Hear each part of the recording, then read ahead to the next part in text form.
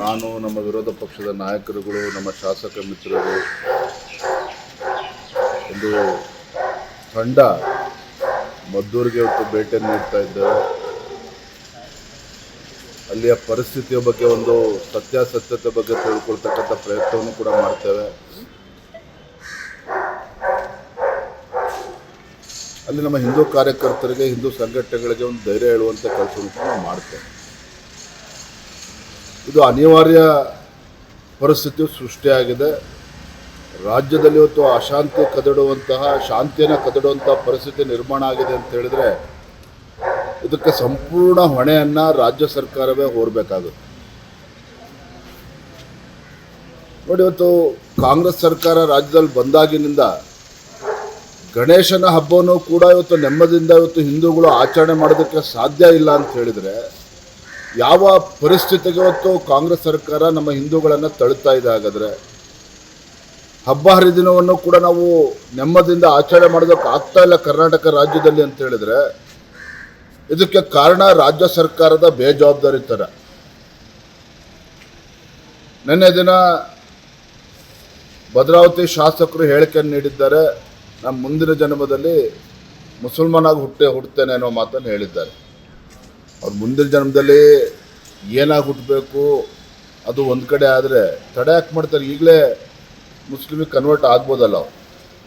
ಆದರೆ ಈ ಹೇಳಿಕೆಗಳಿದೆಯಲ್ಲ, ಒಂದು ಕಡೆ ಹಿಂದೂಗಳ ಮೇಲೆ ರಾಜ್ಯ ಸರ್ಕಾರದ ಕುಮ್ಮಕ್ಕಿನಿಂದನೇ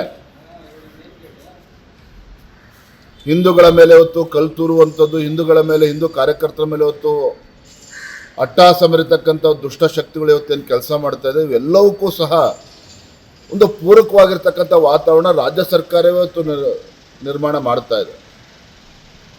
ಎಲ್ಲೋ ಒಂದು ಕಡೆ ರಾಜ್ಯದ ಮುಖ್ಯಮಂತ್ರಿಗಳಿಗೆ ಈ ರಾಜ್ಯದಲ್ಲಿ ಕಾನೂನು ಸುವ್ಯವಸ್ಥೆ ಸರಿಯಾಗಿರಬೇಕು, ಶಾಂತಿ ಇರಬೇಕು ರಾಜ್ಯದಲ್ಲಿ ಅನ್ನುವ ಬಯಕೆ ರಾಜ್ಯ ಸರ್ಕಾರಕ್ಕೆ ಇಲ್ಲವೇನೋ ಅನ್ನುವ ಆತಂಕ ಇವತ್ತು ರಾಜ್ಯದ ಜನರಲ್ಲಿ ಮೂಡ್ತಾ ಇದೆ. ಒಂದಲ್ಲ ಎರಡಲ್ಲ ಅನೇಕ ಪ್ರಕರಣಗಳು ನೀವು ಗಮನಿಸ್ತೀನಿ. ಧರ್ಮಸ್ಥಳದ ವಿಚಾರದಲ್ಲಿರ್ಬೋದು, ಚಾಮುಂಡಿ ಬೆಟ್ಟದ ವಿಚಾರದಲ್ಲಿರ್ಬೋದು, ಇನ್ನು ಮದ್ದೂರಿನಲ್ಲಾಗಿರ್ತಕ್ಕಂಥ ಘಟನೆಗಳು, ಈಗ ಚಿತ್ರದುರ್ಗದಲ್ಲೂ ಸಹ ನಾವು ಡಿಜೆಗೂ ಕೂಡ ಅವಕಾಶ ಕೊಡೋದಿಲ್ಲ, ಮೆರವಣಿಗೆಗೂ ಕೂಡ ಅವಕಾಶ ಕೊಡೋದಿಲ್ಲ ಅಂತೇಳಿ ಜಿಲ್ಲಾಧಿಕಾರಿಗಳು ತೀರ್ಮಾನ ಮಾಡಿದ್ದಾರೆ ಅಂಥೇಳಿ ಈಗಾಗಲೇ ಮಾಹಿತಿ ಬರ್ತಾ ಇದೆ. ಅಲ್ಲಿ ನಮ್ಮ ಬಜರಂಗ ದಳದ ಕಾರ್ಯಕರ್ತ ಅವರನ್ನು ಕೂಡ ಅಲ್ಲಿ ಚಿತ್ರದುರ್ಗ ಬರಬಾರ್ದು ಅಂತೇಳಿ ಗಡೀಪಾರು ಮಾಡಿದ್ದಾರೆ ಅನ್ನುವ ವಿಚಾರಗಳು ಕೂಡ ಇವತ್ತು ಕೇಳಿ ಬರ್ತಾ ಇದೆ. ಎಲ್ಲಿ ನಾವು ನಮ್ಮ ಭಾರತದಲ್ಲಿದ್ದೀವೋ ಅಥವಾ ಪಾಕಿಸ್ತಾನದಲ್ಲಿದ್ದೀವೋ ಈ ರೀತಿ ಒಂದು ವಾತಾವರಣ ಇವತ್ತು ಕಾಂಗ್ರೆಸ್ ಸರ್ಕಾರವೇ ಸೃಷ್ಟಿ ಮಾಡ್ತಾ ಇದೆ. ಅದೇ ನಾವು ಇವತ್ತೆಲ್ಲ ನಮ್ಮ ಮುಖಂಡರ ತಂಡ ಇವತ್ತು ಮದ್ದೂರಿಗೂ ಕೂಡ ಭೇಟಿಯನ್ನು ಕೊಟ್ಟು ನಮ್ಮ ಮುಖಂಡರೆಲ್ಲರೂ ಕೂಡ ನಾವು ಮಾತನಾಡಿಸ್ತೇವೆ. ಮತ್ತೊಂದು ಕಡೆ ಮುಖ್ಯಮಂತ್ರಿಗಳು ಹೇಳ್ತಾರೆ ಭಾರತೀಯ ಜನತಾ ಪಾರ್ಟಿನೇ ಇವತ್ತು ಶಾಂತಿ ಕದಡುವಂಥ ಒಂದು ವ್ಯವಸ್ಥಿತ ಷಡ್ಯಂತ್ರ ಮಾಡ್ತಾ ಇದೆ. ಒಬ್ಬ ಜವಾಬ್ದಾರಿ ಸ್ಥಾನದಲ್ಲಿರ್ತಕ್ಕಂಥ ಮುಖ್ಯಮಂತ್ರಿಗಳೇ ಈ ರೀತಿ ಹೇಳಿಕೆಯನ್ನು ಕೊಟ್ಟರೆ ಭಗವಂತನೇ ಕಾಪಾಡಬೇಕು. ಸರ್, ಇನ್ನೊಂದು RSS ಅವರು ಒತ್ತಡ ಇದೆ ಈ ವಿಚಾರದಲ್ಲಿ. ನಿನ್ನೆ BK ರಿಪ್ರೆಸೆಂಟ್ ಮಾತಾಡ್ತಾರೆ, BL ಸಂತೋಷ್ ಅವರ ಒತ್ತಡದಿಂದಲೇ ಧರ್ಮಸ್ಥಳ ಪ್ರಕರಣ ಉಂಟಾಗಿದೆ, ಅವರ ಪೈಪೋಟಿ ನಡುವೆ BJP ನಾಯಕರು ಮುಂದೆ ಹೋಗ್ತಾ ಇದ್ದಾರೆ ಅಂತ. BK ಹರಿಪ್ರಸಾದ್ ಆಗಲಿ, ಕಾಂಗ್ರೆಸ್ ಪಕ್ಷದ ಯಾವುದೇ ಮುಖಂಡರು ಅನಾವಶ್ಯಕವಾಗಿ ಸಂಘ ಪರಿವಾರದ ಹಿರಿಯರ ಹೆಸರನ್ನು, ಸಂತೋಷ್ ಅವರ ಈ ಥರ ಹೆಸರನ್ನು ತೆಗೆದುಕೊಳ್ಳೋದು ನಿಲ್ಲಿಸಬೇಕು.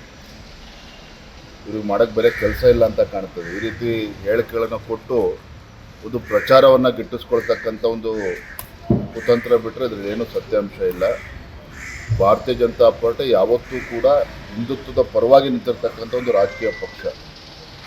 ಎಲ್ಲಿ ಹಿಂದೂ ಕಾರ್ಯಕರ್ತರಿಗೆ ಅನ್ಯಾಯ ಆಗ್ತದೆ, ಹಿಂದೂ ಕಾರ್ಯಕರ್ತರ ಮೇಲೆ ದಬ್ಬಾಳಿಕೆ ಆಗ್ತದೆ, ಹಿಂದೂ ಆಚಾರ ವಿಚಾರ ಪರಂಪರೆಗಳಿಗೆ ಧಕ್ಕೆ ಬರೋ ರೀತಿಯಲ್ಲಿ ರಾಜ್ಯ ಸರ್ಕಾರ ನಡ್ಕೊಳ್ತದೆ, ಭಾರತೀಯ ಜನತಾ ಪಾರ್ಟಿ ಹಿಂದೂಗಳ ಪರವಾಗಿ ನಿಲ್ತಕ್ಕಂಥದ್ದು ನಮ್ಮ ಕರ್ತವ್ಯದ ನಾವು ಮಾಡ್ತಾ ಇದ್ದೇವೆ. ಕೂಡ ವಿಚಾರ ಬೇಡ ಅಂತ ಒಂದು ಚರ್ಚೆ ಮಾಡಿ ಆ ವಿಚಾರ ಧರ್ಮಸ್ಥಳದ ವಿಚಾರ ಚರ್ಚೆ ಮಾಡಿದ್ದೇವೆ. ಅದನ್ನು NIA ಮತ್ತೊಂದು ಯಾವ ಸಂಗತಿಗಳನ್ನೂ ಚರ್ಚೆ ಮಾಡಿಲ್ಲ. ಇವೆಲ್ಲ ಊಹಾಪೋಹಗಳು. ನಾವು ಹೋದಂಥ ಸಭೆ ಭಾಳ ಯಶಸ್ವಿಯಾಗಿದೆ. ನಾವೇನು ರಾಜ್ಯ ನಾಯಕರ ತಂಡ ಅಮಿತ್ ಶಾ ಅವ್ರನ್ನ ಭೇಟಿ ಮಾಡಿದ್ವಿ. ಸಭೆ ಭಾಳ ಯಶಸ್ವಿಯಾಗಿದೆ.